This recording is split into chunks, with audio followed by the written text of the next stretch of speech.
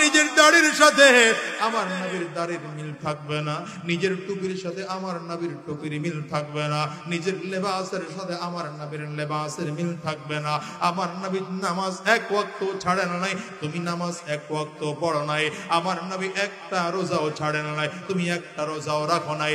আমার নবী হালাল ছাড়া কোনোদিন হারাম খাও না, খান নাই, তুমি হারাম ছাড়া কোনোদিন হালাল খাও না। আমার নবী কোনোদিন মিথ্যা কথা বলেন নাই, তুমি কোনোদিন সত্য কথা বলো না। হিসাব মিলা দেখো, আমার নবীর জীবন আর তোমার জীবন দুই প্রান্তে চলে গেছে। আমার নবীর সিরতের সাথে তোমার জীবনের কোনো মিল নাই, আমার নবীর খুলুকে আজিমের সাথে তোমার জীবনের কোনো মিল নাই। কিয়ামতের ময়দানে ওই কবরে যাওয়ার পর ফেরেশতারা প্রশ্ন করবে, গুনাহগার তাকাইয়া তাকায়া বলবে, হা হা লা আদরি, আয় আফসোস, আমি কিছু জানি না, আমি কিছু জানি না। কবরের তিনটা প্রশ্নের একটাও যদি উত্তর ঠিক করে দিতে না বড় কপাল পোড়ার দল। ওই কবরের মধ্যে আমার আল্লাহ তাআলা বলবেন, ফেরেশতারা জাহান্নামের থেকে একটা সুড়ঙ্গ জ্বালাইয়া কবর পর্যন্ত নিয়ে যা। এই কবরের মধ্যে পয়সা জাহান্নামের আগুনে জ্বলতে হবে। কয়দিন, কয় বছর, কত জন্ম ওখানে থাকবা আমার মালিক ছাড়া কেউ জানে না। আর হাজার হাজার বছর কবরের মধ্যে থাকা লাগবে। এরপরে আমার মালিকের কিয়ামতের ময়দান, ওই কিয়ামতের ময়দানে বান্দাগুলো যখন দাঁড়াবে, দাঁড়ায় দেখবে সূর্য মাথার মধুমাত উপরে দেখা যায়, মাথার মগজগুলো সূর্যের তাপে টকবক টকবক করে ভাতের মরের মতো ভলকায়। আর গুনাহগার তাকাইয়া দেখবে জমিনটা তামাক। গুনাহগার তাকাইয়া তাকাইয়া দেখবে কারো ঘামের সাগরে হাবুডুবু খাইতেছে, কারো কোমর পর্যন্ত ঘাম, কারো আবার হাঁটু পর্যন্ত ঘাম, কারো আবার টাকনুকিনা পর্যন্ত ঘাম। ওদিকে আমার জাহান্নামের আগুন চারিদিক থেকে ঘুরিব ঘুরিব আওয়াজ করে করে সামনের দিকে আগায়। ডান দিকে তাকায় দেখে ওই দিক থেকে ওই জাহান্নামের আগুন, বাম দিকে তাকায় দেখে ওই দিক থেকে ওই জাহান্নামের আগুন, সামনের দিকে তাকাইয়া দেখে ওই দিক থেকে ওই জাহান্নামের আগুন, পেছন দিকে তাকাইয়া দেখে ওই দিক থেকে ওই জাহান্নামের আগুন। ওদিকে আমার মালিক ডাক দেয়, লিমানিল মুলকুল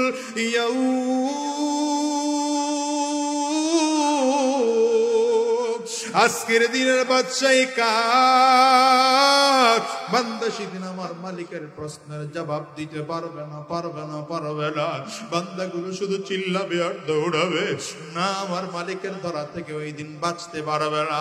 আরে দুনিয়ার মুসলমান, ওই দিন যদি আল্লাহর আরশের নিচে ছায়া চাও, আমার নবীর বিকল্প নাই, আমার নবীর বিকল্প নাই। কারণ সব নবীরা ইয়া নফসি ইয়া নফসি করে করে চিল্লাবে আর দৌড়াবে। সেদিন কেউ থাকবে না, ইয়াউমা ইয়াফিরুল মারউ মিন আখিহি ওয়া উম্মিহি ওয়া আবিহি ওয়া সাহিবাতিহি ওয়া বানি। সেদিন ভাই থাকবে না, বন্ধু থাকবে না, বাবা থাকবে না, মা থাকবে না, ক্ষমতার বাহাদুরি দিয়ে কাজে আসবে না, টাকা পয়সার বাহাদুরি দেখায় কাজে আসবে না। আমুল্লামা হাতে দেওয়া হবে, আমুল্লামা হাতের মধ্যে লইয়া আফসোস করবে, চিল্লাবে আর ডেকে ডেকে বলবে, হায় আফসোস, মা আগনা আন্নি মালিয়া হালাকা আন্নি সুলতানিয়া।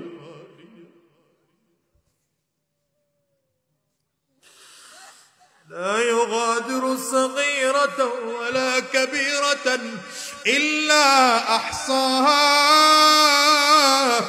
ووجدوا ما عملوا حاضرا। আমার দিকে তাকায় দেখবে, আহারে আজকে আমার সম্পদ কাজে লাগলো না, আমার ক্ষমতা আজকে কোনো কাজে লাগলো না, আমার জীবনের যত ছোট আমল বড় আমল সবগুলো এখানে লিখে দেওয়া হল।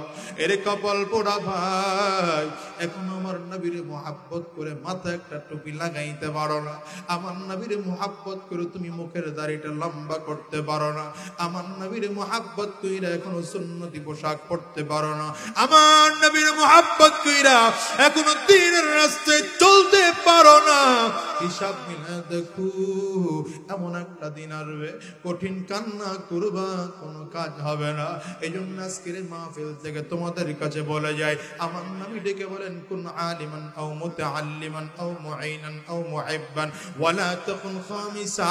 যদি পারো তাইলে আলেম হও, যদি পারো যদি আলেম না হও তাইলে আলেমের অভিভাবক হও, তাও যদি না পারো আলেমের সহযোগিতা করো, তাও যদি না পারো আলেমকে মহাব্বত করো, তাও যদি না পারো আলেমের উল্টা রাস্তায় যাইও না। নবী আমার ডেকে বলেন ফাতুহলিক, তাহলে হালাক হয়ে যাবে, ধ্বংস হয়ে যাবে। এর যুবক, আজকের এই মাহফিলটার মধ্যে যারা এসেছো, আমরা দ্বীনের পক্ষে থাকবো, মাদ্রাসার পক্ষে থাকবো, কোরআনের পক্ষে থাকবো, দ্বীনের পক্ষে থাকবো। আমরা নবীর তরিকা ছাড়া উল্টো রাস্তায় কদম বাড়াবো না। কারা কারা তৈয়ার আছো? দুইটা হাত তুলে আমার আল্লাহরে দেখা, চিৎকার করে একটা ডাক দাও, আল্লাহ।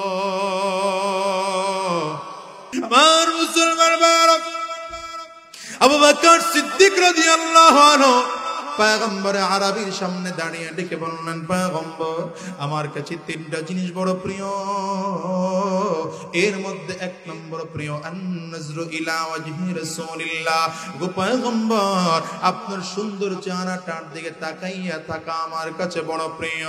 দ্বিতীয় নম্বর প্রিয় ইনফাকু মালি আলা রাসূলিল্লাহ, আমার যত সম্পদ আছে সম্পদগুলো আপনার জন্য খরচ করা আমার কাছে বড় প্রিয়।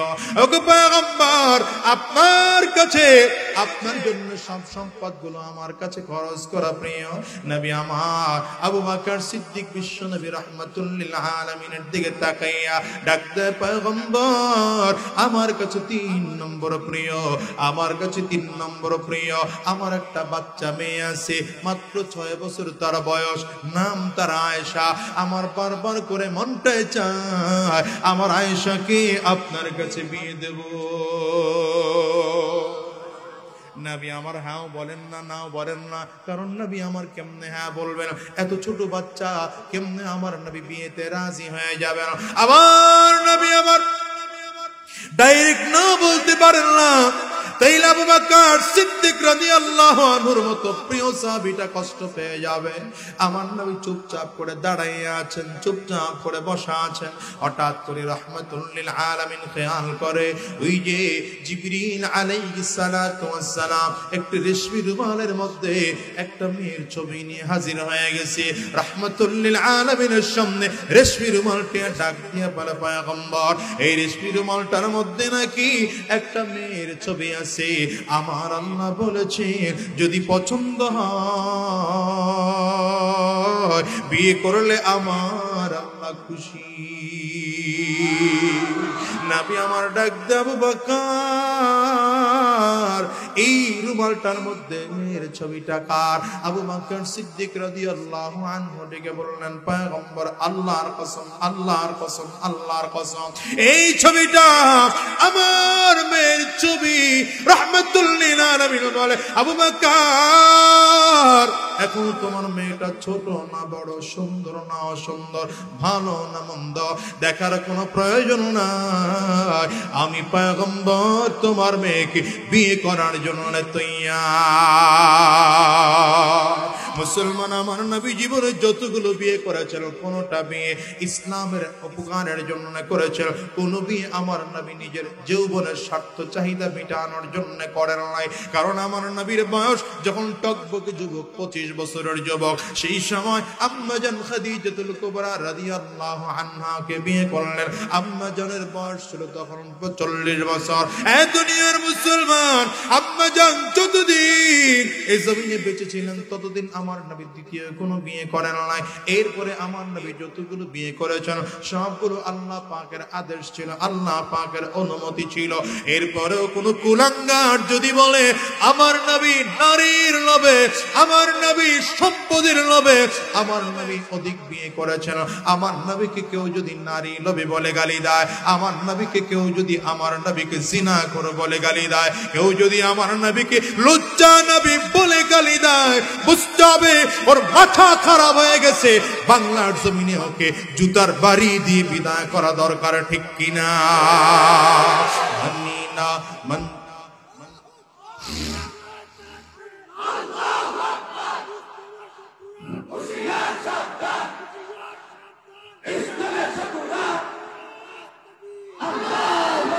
মানি না, মানব না, মানতে পারি না, আল্লাহ রাসূলের মানো না, মানি না, কন্যা মানি না, মানব না, মানতে পারি না, আল্লাহ রাসূলের মানো না, মানি না, মানব না, মানতে পারি না, আল্লাহ রাসূলের মানো না। অবমাননাকারীরা রক্ষা পাবি না, অবমাননাকারীরা রেহাই পাবি না, মানি না, মানব না, মানতে পারি না, কওনা মানি না, আল্লাহ রাসূলের মানো না, মানি না, মানব না, মানতে পারি না, আল্লাহ রাসূলের মানো না। এই দুনিয়ার মুসলমান, আমার নবীর অবমাননা নয়, আমার নবীর মুহাব্বত আমাদের কলিজার মধ্যে আছে না নাই? চিল্লা খাও। এজন্য কোন বদমাশ যদি আমার নবীকে গালি দেয়, আমরা মুসলমান মেনে নিতে পারবো না। প্রয়োজনে জীবন দেব, প্রয়োজনে রক্ত দেব। কারা কারা তৈয়ার আছো? দুইটা হাত তুলে আমার আল্লাহর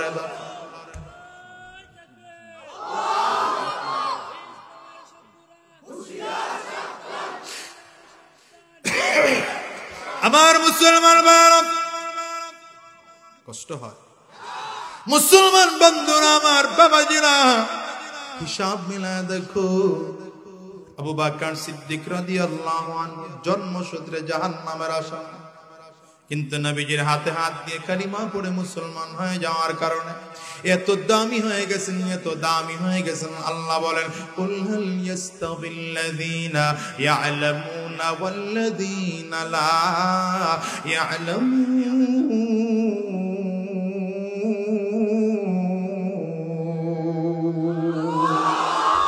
যারা কোরআন জানে, যারা কোরআন জানে না, কোনোদিন সমান হতে পারে না। আবু বকর সিদ্দিক কোরআন জানেন, এই জন্য আবু বকর সিদ্দিকের দাম।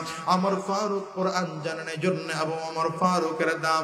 ওসমান বিন আফফান কোরআন জানেন, এই জন্য তার দাম। হযরত আলী রাদিয়াল্লাহু আনহু কোরআন জানেন, এই জন্য তাদের বড় দাম। আর আবু জাহাল কোরআন জানে না, আবু জাহালের কোনো দাম নাই। আরে আবু লাহাব কোরআন জানে না, আবু লাহাবের কোনো দাম নাই। এরা কোরআন তো জানে না, জানে না, আবার কোরআনের পক্ষেও কোনদিন থাকে নাই, ঠিক কিনা? আবু জাহল পাশ করে ফেলেছে। কেউ যদি মুহাম্মদের কোরআন তেলাওয়াত শুনতে যায়, তাকে শাস্তি দেওয়া হবে। কি শাস্তি? বলে শাস্তি দেওয়া হবে। আগামী কালকে যদি কেউ মুহাম্মদের কোরআন তেলাওয়াত শোনার জন্য রাত্রি বেলায় যায়, তাকে আগামী কালকে মৃত্যুদণ্ড দেওয়া হবে। আল্লাহর নবী, বিশ্ব নবী রাহমাতুল লিল আলামিন রাত্রি বেলা দাঁড়িয়ে দাঁড়িয়ে কোরআনুল কারীমের আয়াতগুলো তিলাওয়াত করতে আরম্ভ করেছেন। তিলাওয়াত শুনা আমার ফারুকও যায়, ওসমানও যায়, আলীও যায়, সাথে সাথে আবু জাহাল, আবু লাহাব গোপনে গোপনে রওনা করছে। সব ইমানদারদের পাশাপাশি বেঈমান গুলাও গিয়ে নবীজির চারিদিকটা ঘেরাও করে ফেলেছে। আবু জাহাল, আবু লাহাব, উতবা, শায়বা সব গিয়া নবীজির বাড়ির চারিটা দিক বাউন্ডারি দিয়ে দাঁড়াইয়া আছে। তিলাওয়াত লম্বা সময় করে আমার নবী তিলাওয়াত শেষ করলেন। আবু জাহাল বের হয়, তাকে দেখে আবু লাহাব আসছে।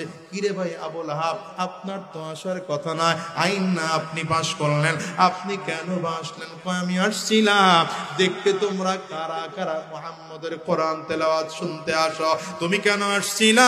আবু জাহাল কয় আমিও তো নাম লিখতে আসছিলাম, কেডা কেডা কোরআন তেলাওয়াত শুনতে আসে। দুইজন যারা যখন কথা কয়, হঠাৎ করে তাকায় দেখো উতবা সাহেব আসতেছে। কিরে বেটা, তোদের তো আসার কথা নয়, কেন তোরা এসেছ?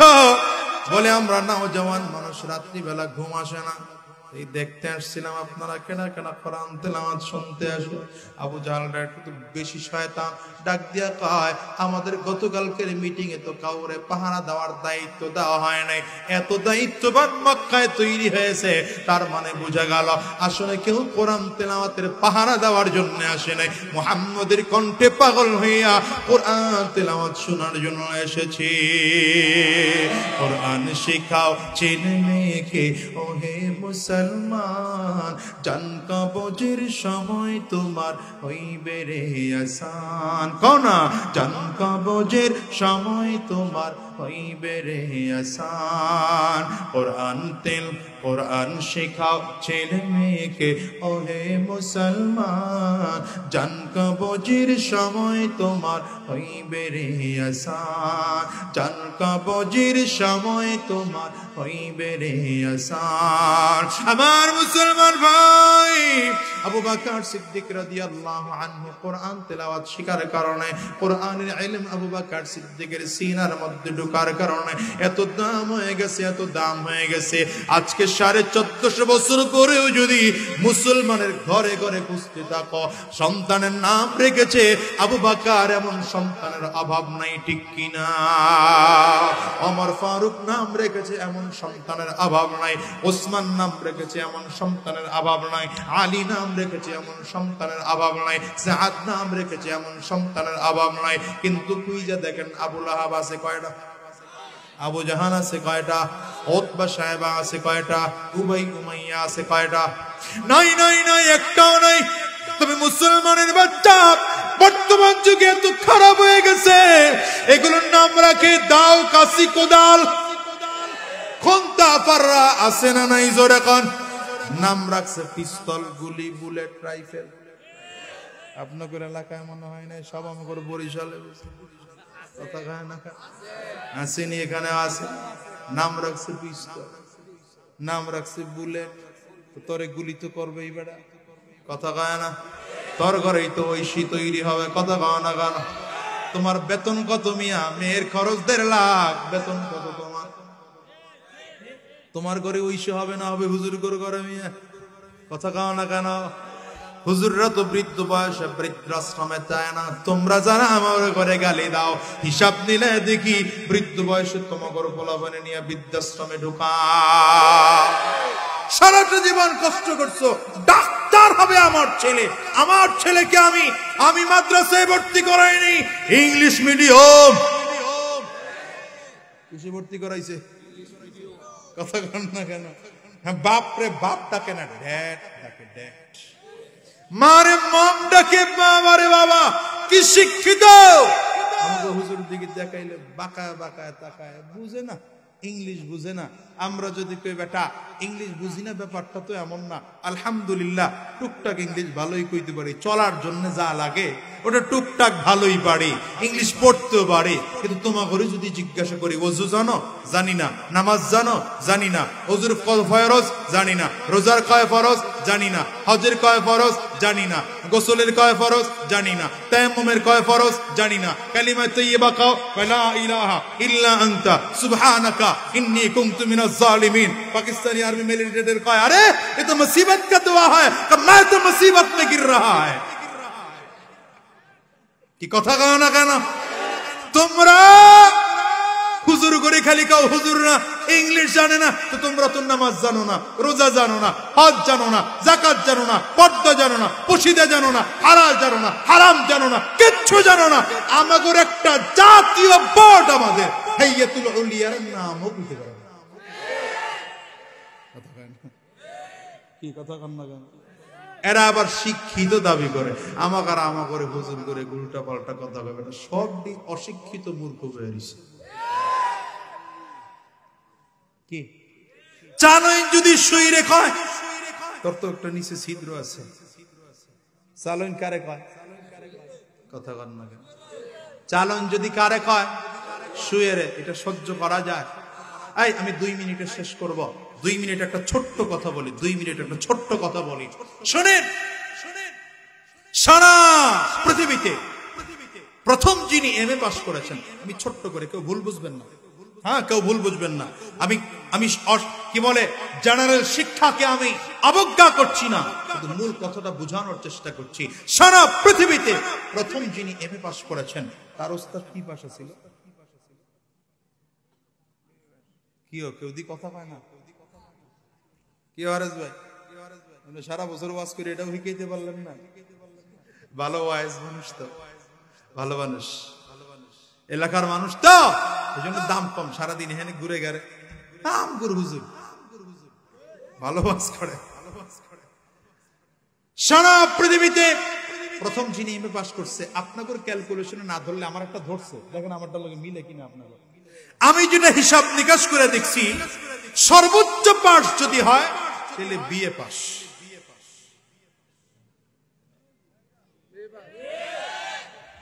কথা কেন না হইলে কোন এটার প্রমাণ দেন? কথা কেন? যদি আপনার কাছে এর চেয়ে ভালোটা থাকে এটা কোন? প্রথম যিনি এমএ পাস করেছেন তার ওস্তাদ সর্বোচ্চ পাস যদি হয় তাহলে কি পাস? কি মিলছে আপনার লগে? হ্যাঁ, আচ্ছা, যিনি প্রথম বিএ পাস করেছেন সারা পৃথিবীতে, কথা কয় না, আইএ পাস, বুক বন্ধ করে বয়ে থেকে জাতি পাইছেন বিয়া করে। আগামী বছর মাহফিল এলে শ্রোতা পাল্টায় আলাদা লয়ে যাবেন আমাকে বরিশালের। প্রথম যিনি আইএ পাস করছেন তার ওস্তাদ কি পাস? ম্যাট্রিক। কথা কয় না, উত্তর দিতে হবে তো। প্রথম যিনি ম্যাট্রিক পাস করছে তার ওস্তাদ কি পাস? 9 পাস। মিলছে তো? প্রথম যিনি 9 পাস করছে তার ওস্তাদ, প্রথম যিনি 8 পাস করছে তার ওস্তাদ। অনেক কিন্তু রাগ করে ফেলাইতেছে, কথাটা বুঝেন আগে। প্রথম যিনি 7 পাস করছে তার ওস্তাদ, প্রথম যিনি 6 পাস করছে তার ওস্তাদ, প্রথম যিনি 5 পাস করছে তার ওস্তাদ, প্রথম যিনি 4 পাস করছে তার ওস্তাদ, প্রথম যিনি 3 পাস করছে তার ওস্তাদ, প্রথম যিনি 2 পাস করছে তার ওস্তাদ, প্রথম যিনি 1 পাস করছে তার ওস্তাদ। জোরে করেন না, জোরে মানি জোরে। এই এবার আমাকে জিজ্ঞাসা করেন, মাওলানা হারেস ভাইরে জিজ্ঞেস করেন, আপনাদের মাদ্রাসার মোহতামিম হুজুরে জিজ্ঞেস করেন, হুজুর আপনারা তো মাদ্রাসা বই দিয়ে কিছুই পড়েন না, আমাকে আমরা কিছু পড়ি টরি না বলে। আমি বাড়ি গেলে জিগাই এখনো কোরআন শরীফ কয়বার খতম দিছি? আমাকে বলে কামই এটা করে সূরা ফাতিহা থেকে সূরা নাস পর্যন্ত খতম দাও, আর কোনো কামই নাই। এই বেকুব গুলো বুঝেই না এর মধ্যে রাষ্ট্রনীতি আছে, এর মধ্যে অর্থনীতি আছে, এর মধ্যে সমাজনীতি আছে, এর মধ্যে পরিবার নীতি আছে, এর মধ্যে সব আছে। কথা বলেন না কেন? এই কোরআন আর ইসলাম হচ্ছে কমপ্লিটলি কোড অফ লাইফ। চিৎকার করে কও আল্লাহু আকবার। এটা পরিপূর্ণ জীবন ব্যবস্থার নাম হচ্ছে কোরআন। তুমি খালি মনে করো সূরা ফাতিহা থেকে সূরা নাস শেষ হয়ে গেল, এবার হুজুরকে জিজ্ঞাসা করেন আমরা বুখারী পাস, আপনাদের কোথায় ধরে নিলাম আমরা বুখারী পাস, আমরা কোরআন পাস। কথা কন না কেন? আমরা বুখারী পাস, আমরা কোরআন পাস। এই কোরআন আর হাদিস সামনে রেখেই তো আরো যত মানতিক, ফালসাফা, ফিকহ, তাফসীর, হাদিস যা আছে সব তো এই দুইটাকে সামনে রেখে। এবার আমাকে প্রশ্ন করেন, আমার হুজুরকে প্রশ্ন করেন, হুজুর নাযিল করেছেন আল্লাহ, বুখারী শরীফ লিখছে কেডা? তো বুখারী শরীফ প্রথম যিনি লিখছেন তিনি হচ্ছেন মুহাম্মদ ইবনে ইসমাঈল রাহমাতুল্লাহ আলাইহি। মুহাম্মদ ইবনে ইসমাঈল বুখারী, তিনি কি আপনার আমার চেয়ে ছোট হুজুর না বড় হুজুর? হ্যাঁ, কেমন বড় হুজুর? কেমন বড় হুজুর? ইমাম মুহাম্মদ ইবনে ইসমাঈল রাহমাতুল্লাহ আলাইহি, যিনি 6 লক্ষ হাদিস সংগ্রহ করেছেন, সেখান থেকে মাত্র 7000 হাদিস দিয়ে বুখারী লিখছেন। আমাগর সে ছোট হুজুর না বড় হুজুর? ইমাম বুখারীর যা করে চিনবেন হাগর নামগুলো বলতেছি। ইমাম বুখারীর উস্তাদের উস্তাদ মানে দাদা উস্তাদ ইমামে আযম আবু হানিফা রাহমাতুল্লাহ আলাইহি, যিনি ছিলেন 40 লক্ষ হাদিসের হাফেজ। কত লক্ষ? বলেন না, বলেন না। এবার ইমাম আবু হানিফাকে তাবেঈ ধরা হয়। ইমাম আবু হানিফা রাহমাতুল্লাহ আলাইহি হাদিস শিখেছেন অনেক তাবেঈনদের কাছ থেকে এবং সাহাবায়ে কেরামদের কাছ থেকেও। তারপরেও বলি তাবেঈনরা হাদিস শিখেছেন সাহাবায়ে কেরামদের কাছ থেকে। কাদের কাছ থেকে? সাহাবায়ে কেরাম হাদিস শিখেছেন আমার নবীর কাছ থেকে। এবার বলেন আমার নবী হাদিস শিখেছেন কার কাছ থেকে?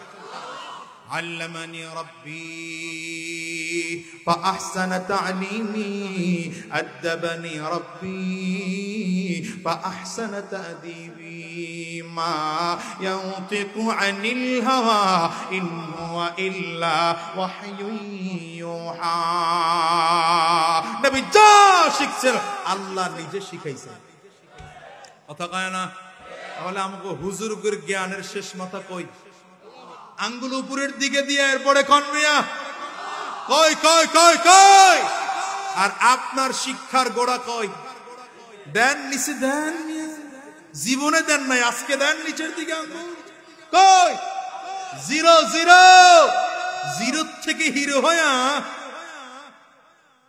জিরো থেকে হিরো হয়া যারা জন্মসূত্রে হিরো এগুলোকে ভাবলো না ভাবলো আর জায়গা পাও না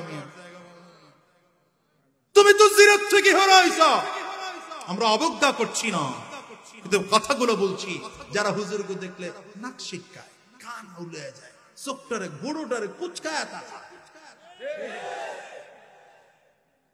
আল্লাহ বলছেন যারা আলেম না দুইটা কোনোদিন এক হতে পারে না কোনোদিন আপনি একজন আলেমের কথা আর জালেমের কথা দেখেন আসমান জমিন তফাৎ এখানে যারা আসছে আলেমের কথা শুনতে আসছে কথা গান না গান আপনি লাখ টাকা খরচ করে দেখেন না আইনি আপনার লেগে 350-400 টাকা লয় আবার মারামারি হয় কি কথা গান না কেন নেতায় টাকা তো দিছে তুই আমার বাপ কম দিলি কে তোর ছুটায় দেব নেতাগিরি আর আলহামদুলিল্লাহ এখানে খিচুড়ি নাই বিরিয়ানি নাই কিচ্ছু নাই বরঞ্চ এই সমস্ত মাহফিলে আইলে উল্টা দিয়ে যাওয়ার সম্ভাবনা আছে এরপরে লোকায় কথা কয় না কেন কবে বুঝবেন মুসলমান কবে বুঝবেন বুঝার সময় হবে কবে মৃত্যুর পরে হবে সুবুদ্ধি উদয় হবে কবে মৃত্যুর পরে মৃত্যুর আগে তো হওয়ার রাস্তা নেই হাঁটেন না তো এই লাইনে উল্টা লাইনেই হাঁটতেছেন দিন দিন উল্টা লাইনেই চলতেছেন আল্লাহ আমাদের হেফাজত করুন চিল্লা আওয়াজ করে জোরে বলেন আমিন আর রহমান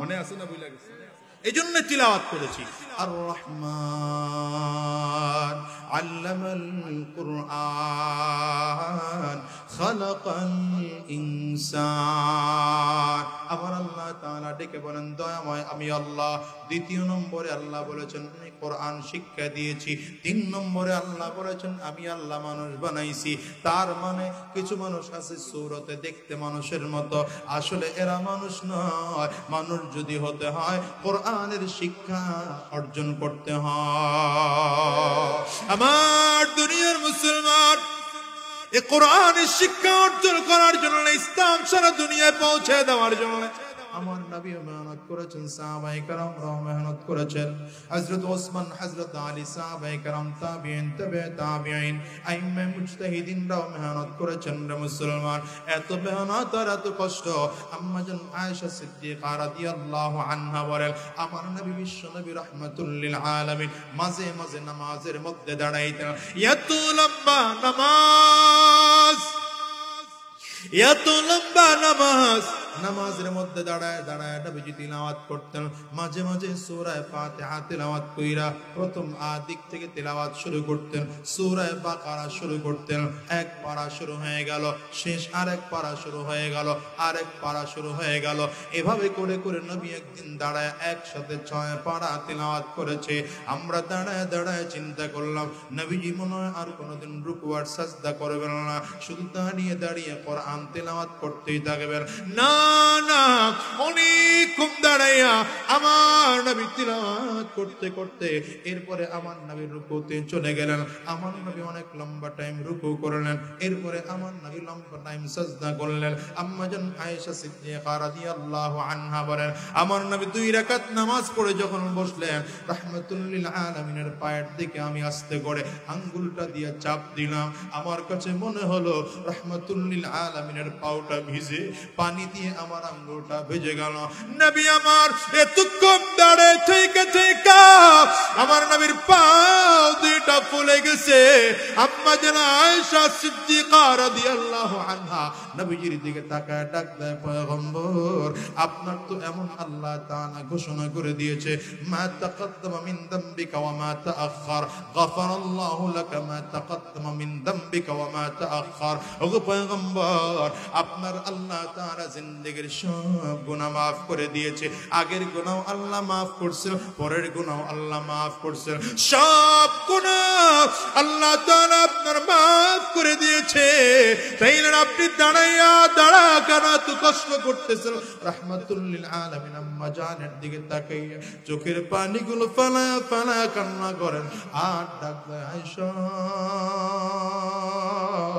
আমার আল্লাহ যে আমারে maaf করেছে, আমি কি আমার আল্লাহর শুকর আদায় করব না? এরে দুনিয়ার মুসলমান, রাহমাতুল লিল আলামিন এমন একজন নবী জমিনে এসেছেন, চাইলে আমার নবী তো স্মরণের পিয়ালার মধ্যে খানা খাইতে পারতেন, স্মরণের প্লেটের মধ্যে খানা খাইতে পারতেন, স্মরণের পিয়ালার মধ্যে দুধ পান করতে পারতেন। আমার নবী পাহাড়ের চূড়ায় দাঁড়ায় দাঁড়ায় চোখের পানিগুলো ছেড়ে ছেড়ে কান্না আরম্ভ করেছেন।